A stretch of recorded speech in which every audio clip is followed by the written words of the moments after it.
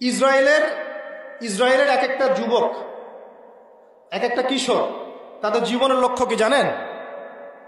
জানেন জীবনের লক্ষ্য যে সারা জীবনে কমপক্ষে একজন ফিলিস্তিনি হলেও হত্যা করব। ওদের ওখানে সবাইকে মিনিমাম 1 থেকে 2 বছর সামরিক প্রশিক্ষণ দেওয়া হয় প্রত্যেক যুবককে। এগুলো আপনারা জানেন? সবার সিভিলাইজ, মানে আমরা যেটা বলি সিভিলিয়ান, আর একটা থাকে মিলিটারি উইংস।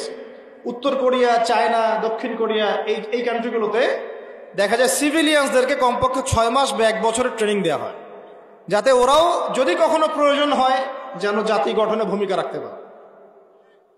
আমাদের মতো মুসলিম কান্ট্রিগুলোতে এগুলো নাই এখন আর। আপনার জীবনের উদ্দেশ্য না থাকতে পারে, একটা ইসরায়েলের ছেলের উদ্দেশ্য হচ্ছে সে কমপক্ষে 1 ইঞ্চি জায়গা চায় যেটা সে ফিলিস্তিনিকে হটিয়ে ওখানে দখল করবে।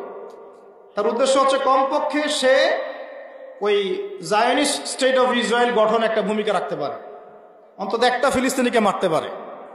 ওদের সাক্ষাৎকারগুলো দেখেন অনলাইনে বসে বসে।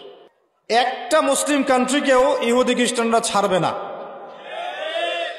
আপনি দেখে নিন, একটা মুসলিম কান্ট্রিকেও ইহুদি খ্রিস্টানদের এই যে শক্তি, জায়নিস্ট মুভমেন্ট, এরা ছাড়বে না, বাদ দিবে না। মনে করছেন যে আজকে তো আমার কাছে কিছু নাই, আসে নাই, আমি তো ভালো আছি, এই ভালো